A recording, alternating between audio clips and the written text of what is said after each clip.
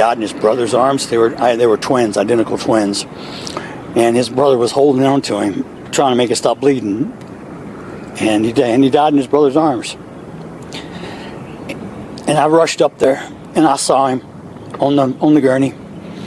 And I could tell. They said he wasn't breathing. I could see all the blood. I saw where the wound was. Austin, his father shares, was born 2 minutes before his twin brother Hunter, the two inseparable. As you can imagine, Austin is being remembered as an outstanding student at Memorial High, his football team's MVP, and a young man of faith.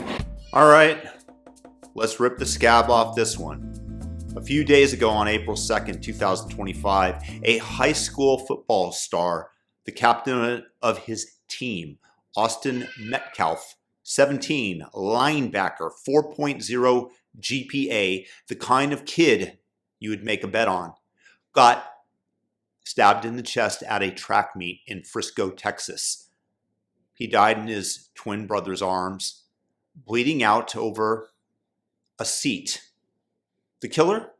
A 17-year-old black kid named Carmelo Anthony, who pulled a knife and plunged it into Austin's heart after being asked to move. This is not a movie script. It's real, and it's a gut punch. But here is the kicker. The blob's media machine? Crickets. Barely a whisper. Why? Because the races don't fit the script. Let's peel this festering mess apart. First off, flip the script. If Austin was black and Carmelo was white, this would be Armageddon on your TV screen. CNN would have camped out in Frisco screaming systemic racism. Elie Mystal would be on MSNBC screaming the same until his vocal cords snapped.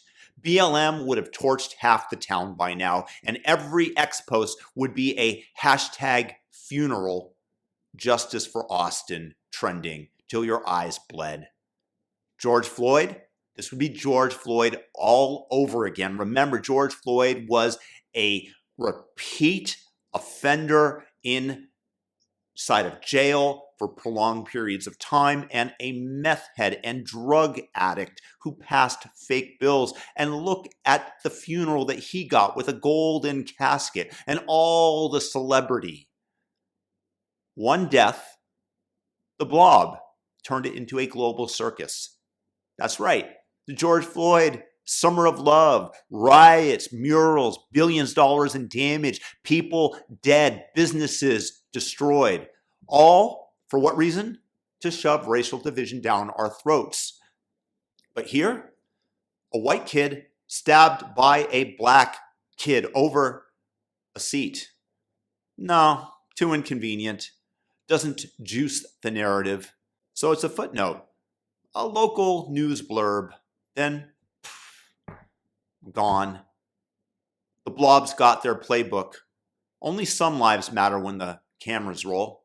If it doesn't spark a race war that they can milk, they bury it.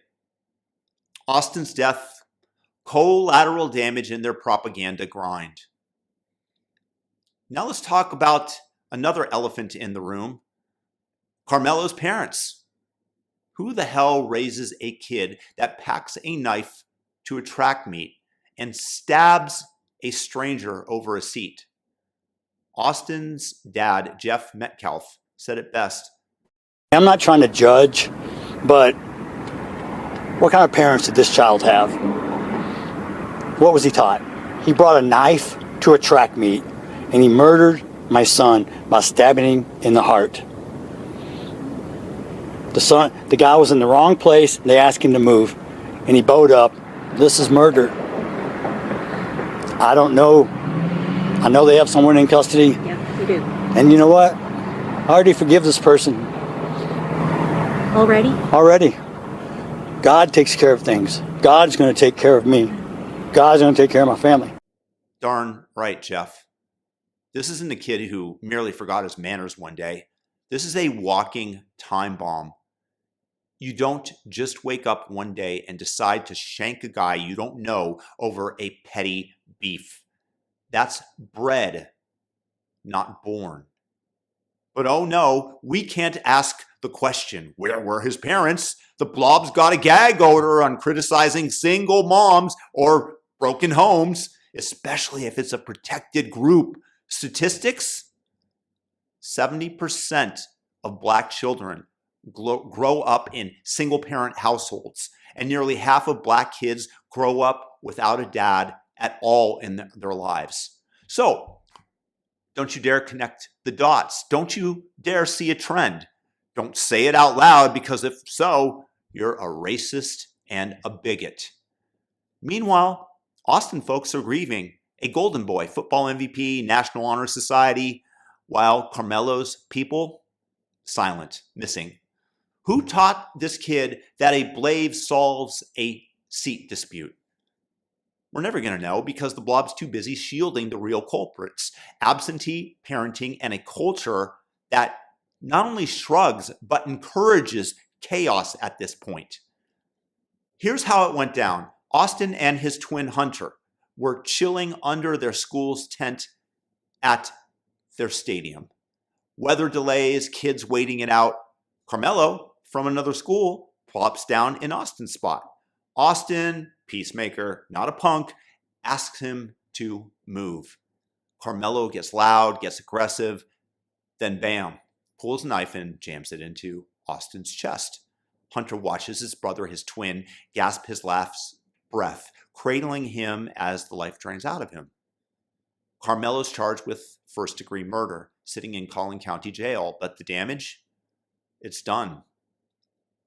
A family is wrecked, a school is in shock, and for what? A seat, a damn seat.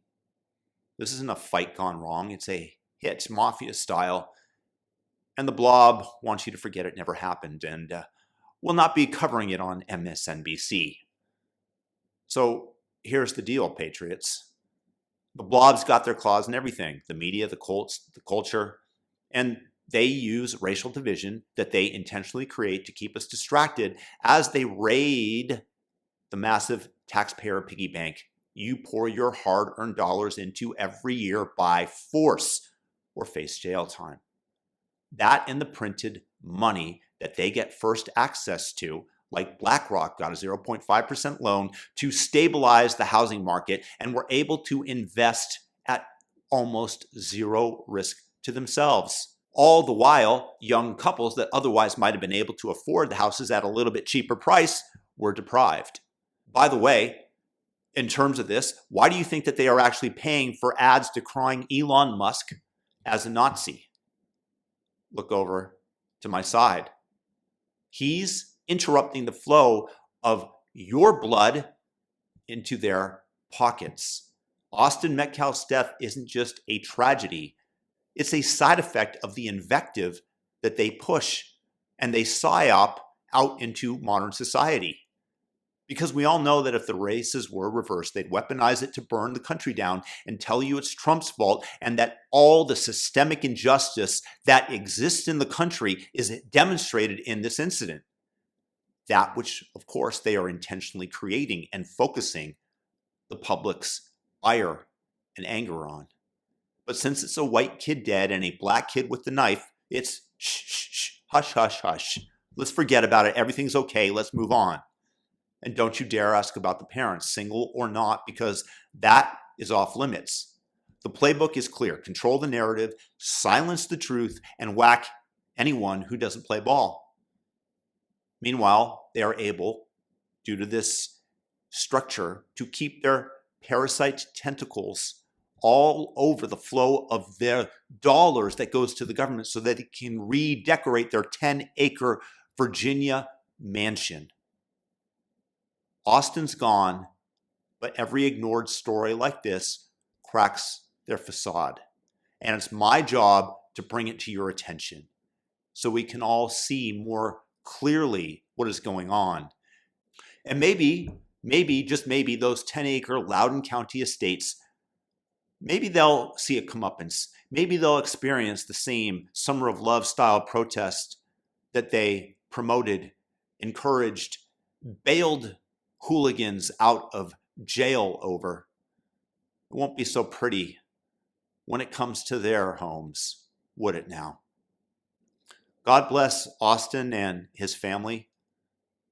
I wish that I was as merciful as his father appears to be. It's got to be a very tough time. Let's all say a prayer for him and condemn those who promote this racial division that led to this horrific incident. Peace out.